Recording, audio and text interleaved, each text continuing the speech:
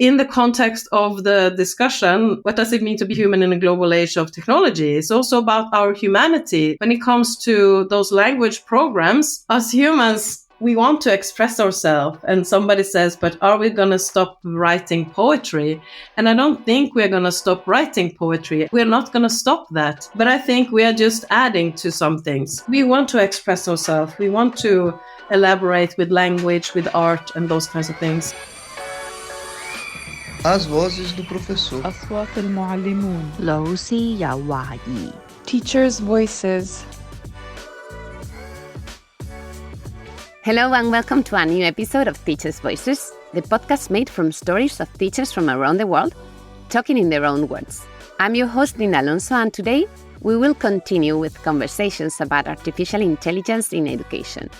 I'm recording this episode from Injamani, from Kinjata Bay in Mozambique, and although I miss Indy, my dog, who is always with me when I record, I cannot complain about the natural environment and fauna that surrounds me today. I actually saw a whale earlier. But I will tell you all about this great community and its relation to education and care for the ocean on an episode about ocean literacy that will come soon. But for now, let's have a recap. In the last episode, Stefania Druga explained what digital literacy is and why it is important. She told us about experiential learning strategies that can help teachers and learners understand how large language models work, which helps in thinking critically about AI in the classroom. In today's episode, I speak to Inge Molenaar, Director of the National Education Lab AI in the Netherlands, NOLAI for short. Inge is a professor in behavioral science who specializes in the interface between education and technology. Inge tells me how artificial intelligence can personalize teaching, not just to increase knowledge in students, but also to develop their self-regulation and motivation. Teachers from Spain, Pakistan, and Sweden also shared their thoughts about using AI to support their lesson planning and their students' work. Cecilia is using robotics to support teaching in different subjects with primary school children. Serkesh, a science teacher working with secondary school students in Pakistan, uses tools like ChatGPT with her students. Finally, Yvette from Sweden is starting important conversations about the use of AI tools with her middle school learners. Let's start today's journey in the Netherlands. I first meet Inge, who welcomes me in the National Education Lab AI Center. Yeah, so the most well-known form of using artificial intelligence in the classroom is by using some kind of personalized learning. And that means that the technology is being used to adjust the learning materials and the instruction and the feedback to the needs of individual students.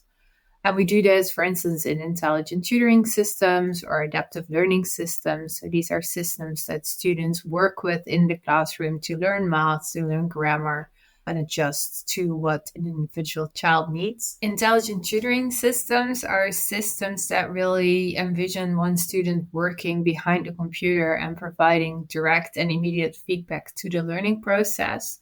Most of the time, these systems are used for math and for science learning. What they look like is students answering questions and listening to instructions in this learning environment.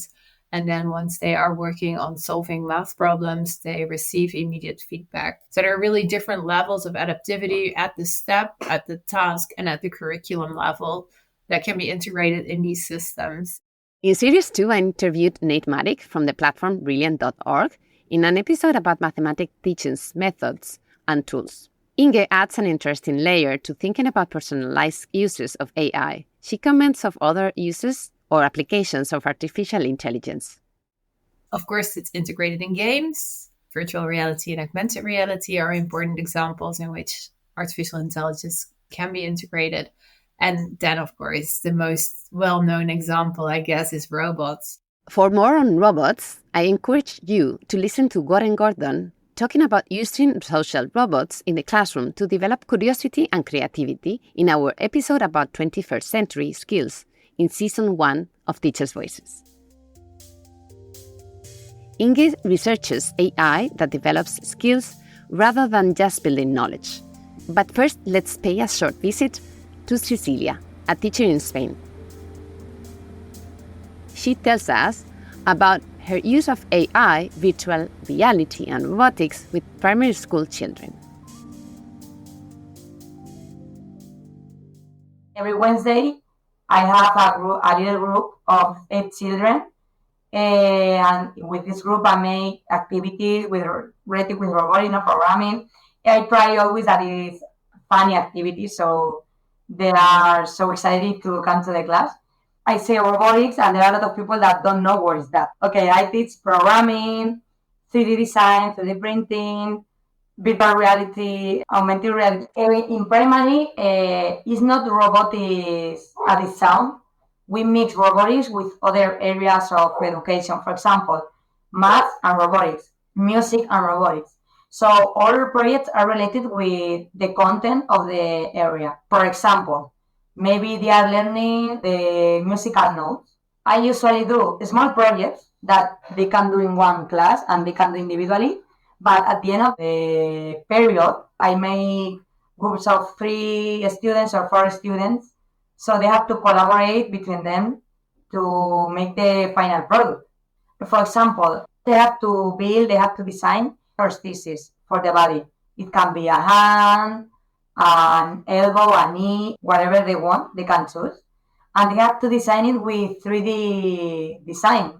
The aim of the project is to printing with the 3D printer.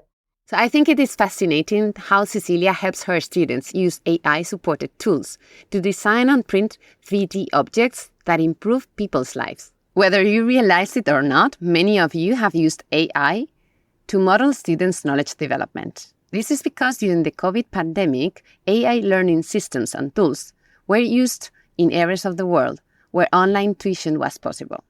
Yeah, so what you see in the mainstream systems, both intelligent and adaptive learning systems, is that they mostly focus on children's knowledge development and try to optimize their learning outcomes. So really optimize them to learn math quickly or grammar or vocabulary, whatever the topic of the learning environment is. After the AI chatbot ChatGPT was launched, teachers around the world have experimented with it, guiding students to develop their knowledge, but also looking for help with their own teaching plans.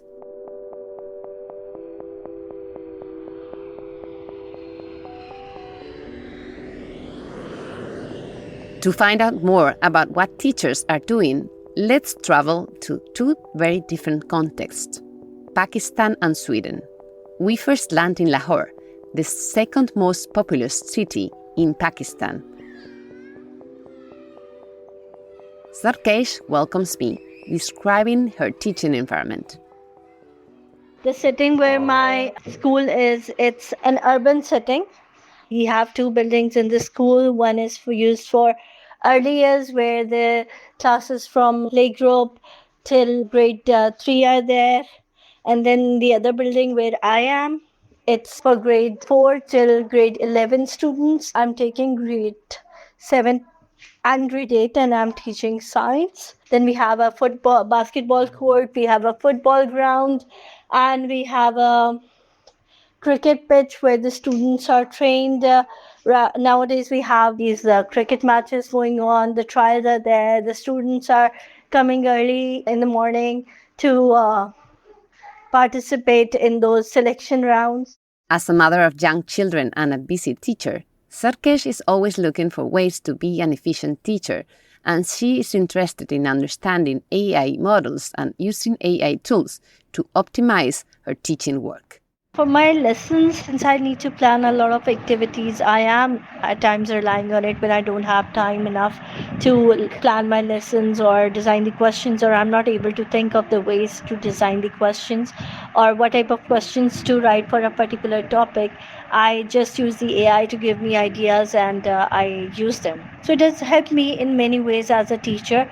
My students are using it to research for projects and I am guiding them to go and type a particular topic and then share their content, not copy paste, but they can use the ideas given to them by the AI and then translate it into their own words or based on their own understanding, which helps them to get the basic idea from there and then enhance it based on their own understanding and knowledge. And since I'm studying right now, I use ChatGPT to get the ideas of particular books. Like if I want to get the main idea, what a particular book is about, and it's a long book and I don't have time to study.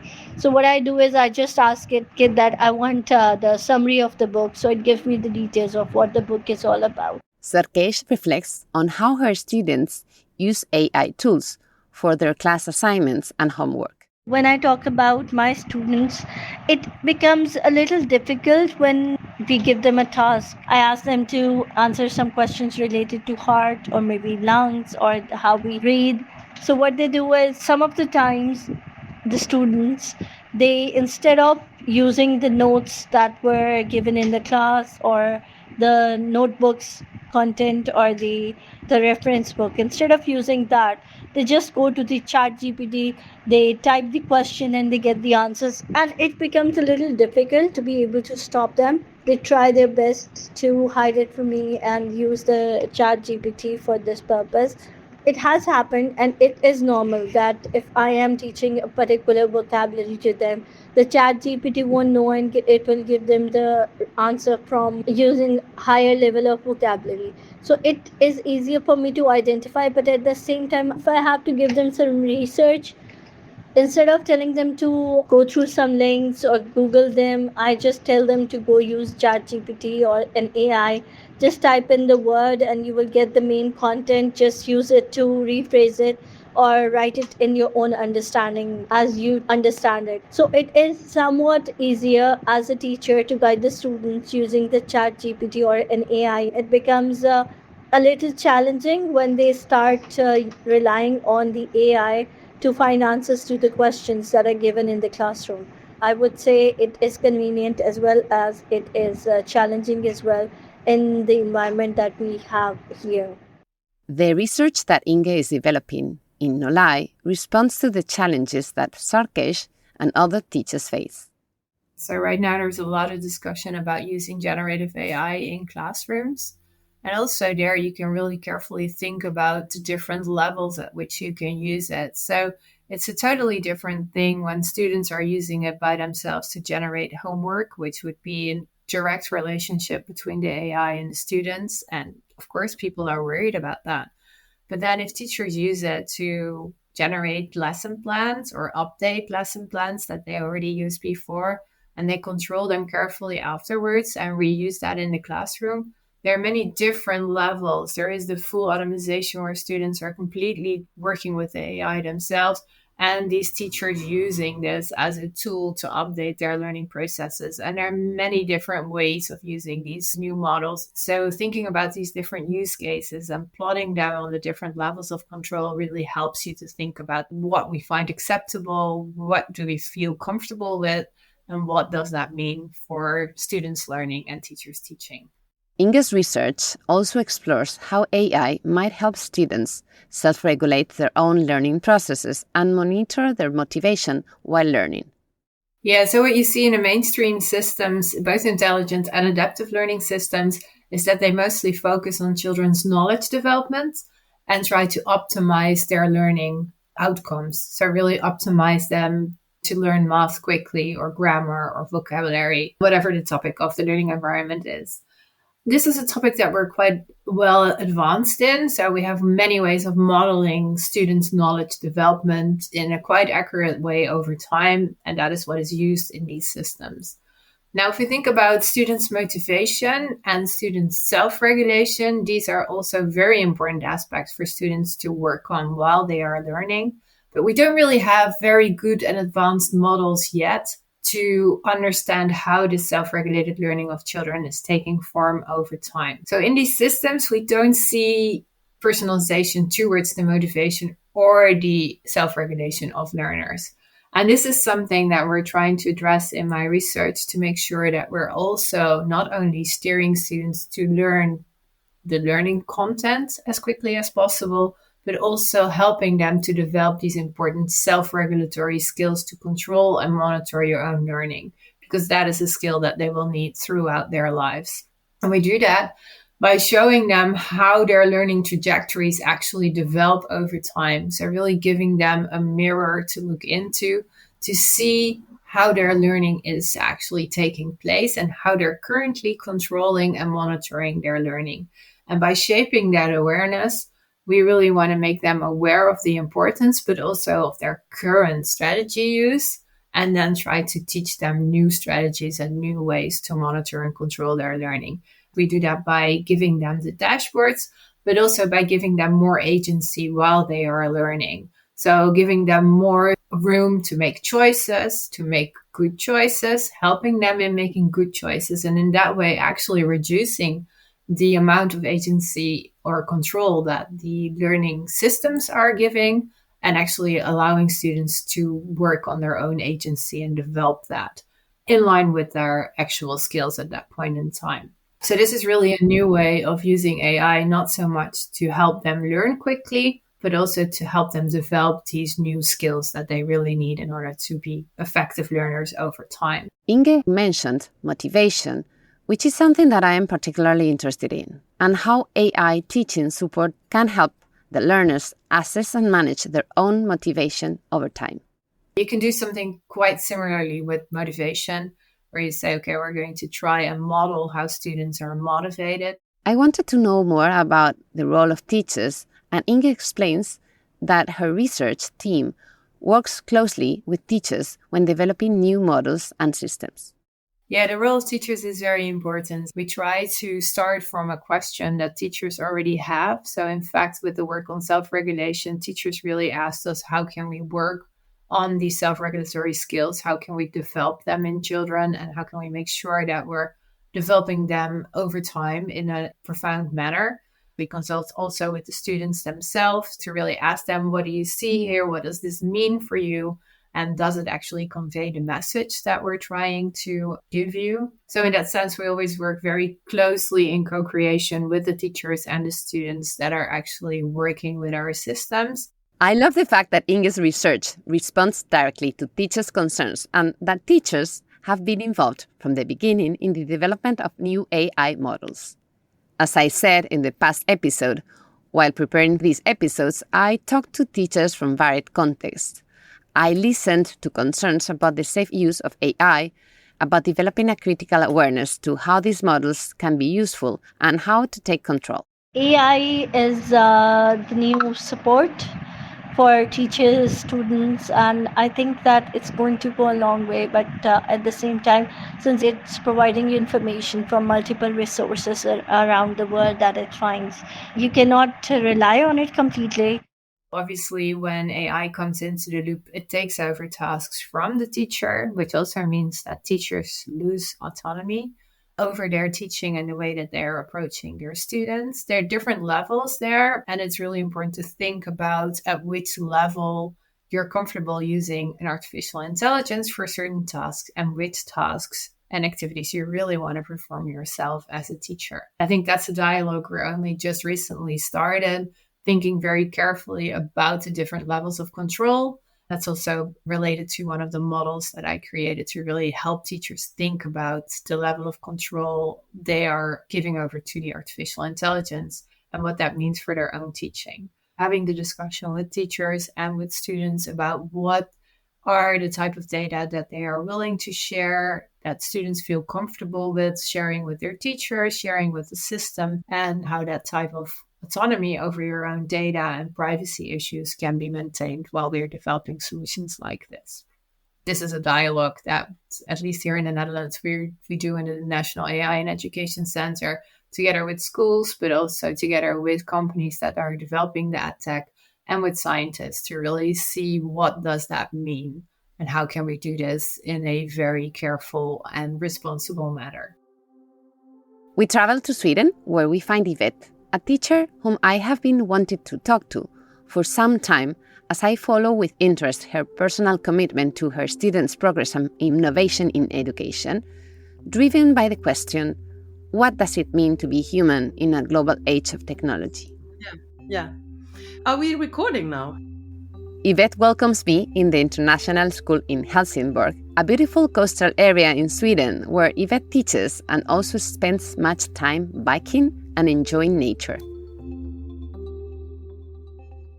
I'm passionate in a lot of areas, but the key sentence for me that I have also done a lot of research the previous, 4 years now is, what does it mean to be human in a global age of technology? Because then you have the humanity and then you have technology and that space where it merge, those two things. And in combination, that's what I'm super interested in that. Teachers, first of all, you and I were chatting a little bit before here, but first of all, lots of teachers are stressed out, has too much admin to do. And then here comes ChatGPT, something that is sort of revolutionary. So I think that in schools, a practical tool could be that you create small, during meeting time, small groups and see how you can use it, how you can make teacher life a little bit easier. It needs to be actually happening because otherwise teacher life is just so busy. Like I was just looking at my schedule and looking at my planning time. I teach 17 hours per week and then in between I have my planning time.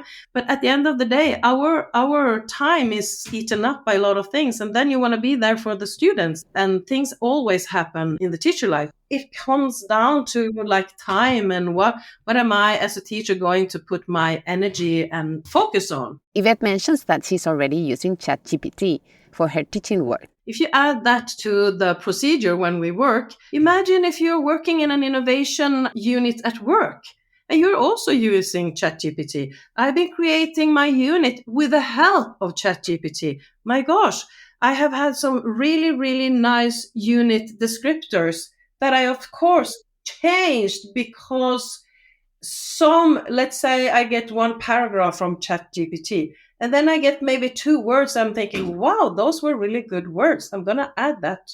It's like a brainstorm friend. Yvette is trying to build a fruitful dialogue with her students about the level of control they are given to artificial intelligence and what it means to both teaching and learning.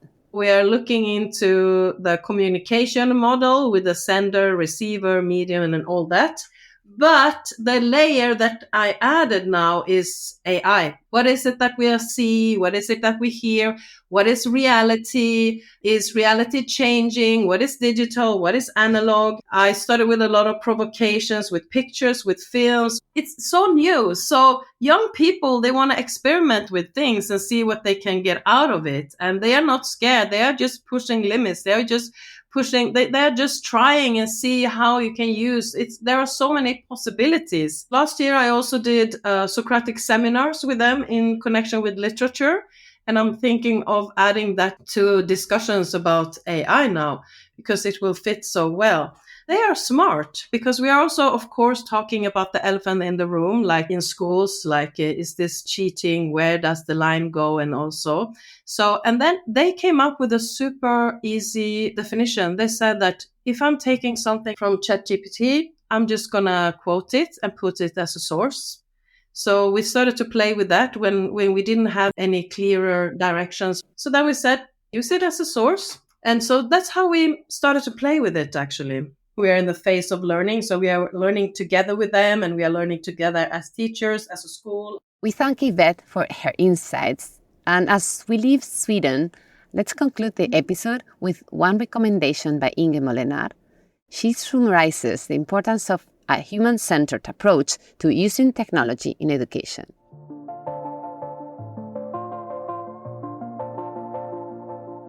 What are good decisions? How do we want to go forward with this? And what does this really mean for our teaching and learning every day in the classroom? I would encourage everybody to really have that dialogue on a continuous manner because things are changing so fast. It's really important to carefully wait together, discussing what are we educating for and what are important skills that students should develop in this decade and in the decades to come. We really see that this discussion is coming to forefront also in schools and in educational institutions. And I think that is really a win here because we're really carefully contemplating on what it is we want students to learn and how we can best help them to develop those skills. Let's hear to Inge's description of what an ideal classroom would look like in the AI era. I would not envision every student behind a tablet computer sitting in their own learning process, but really seeing rich learning environments in which artificial intelligence isn't even visible. It's just playing a role in optimizing these processes. So that to me would be an ideal classroom of the future, where we really have this augmentation perspective of supporting learning and teaching with artificial intelligence and really finding a good balance between what humans do. This really aligns with the idea of hybrid intelligence, where we really try to connect artificial intelligence and human intelligence in a way that they really reinforce each other. As we leave Inge, Cecilia, Sarkesh, and Yvette, we encourage listeners to follow the developments of the National AI Education Center of the Netherlands, particularly on research about responsive use of AI in education. The center is trying to translate scientific research into information that can be easily digested and actionable by teachers. Inge also shares some guidelines for teachers created by international governmental organizations like UNESCO or the EU, focusing on what teachers should know and which questions teachers should ask when starting to use artificial intelligence in their classrooms. Guidelines can really help all the actors, policymakers, the governments, but also the teachers, the school boards, the students, and the parents to think carefully about these questions. In the first episode of this series, talking about building communities for environmental care, I had interviewed Stefania Giannini, who told us about UNESCO's Greening Partnership. Interestingly, Stefania highlighted how critical discussions about human-centered uses of technology in education is tightly linked to education's role in facing environmental challenges. If we address seriously the digital transition and having technology at the service of learners and teachers and not the other way around, if we call head tech big companies to co-sign this agreement, this chart of values, including extreme production of consumption, energy, and being energy intensive, I think we move to the right direction. And that's what UNESCO is advocating for, and that's what UNESCO is putting also in practice. I think it's important to highlight the fact that we need to talk more about artificial intelligence. We need to take more about our role as humans, and we need to talk more and discuss more with children and young people about how do we want to use things. Who is in the driver's seat? Is it the machine?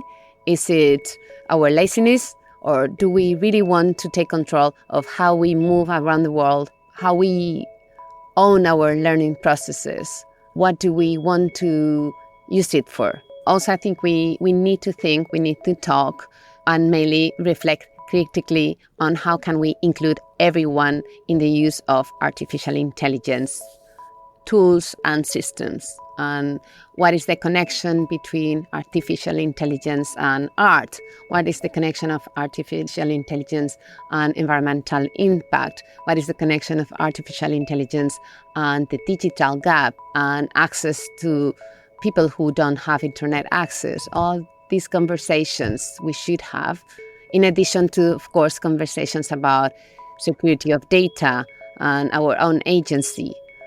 All these are conversations that need to happen in the classroom between teachers, between children, with students, and also involving families in the process. I hope you have enjoyed this episode of Teachers' Voices, made in partnership with Bolt and the support of Sarah Miles and StoryThings. For a more in-depth exploration of the latest insights in educational AI, be sure to tune into the thought-provoking discussions Libby Hills and Owen Henkel are having with leading AI experts on their new podcast, EdTechnical. Find further details in our show notes. You can find more about NOLAI's research and our guests in the show notes. Don't miss the coming episode with tips and resources about artificial intelligence for educators. Please don't forget to subscribe to the podcast and help us spread the word. We are also really looking forward to hearing about your ideas and insights, and you can engage with me and the guests in this podcast through social media and our new WhatsApp group. There is an invitation for you to contribute right here in the show notes.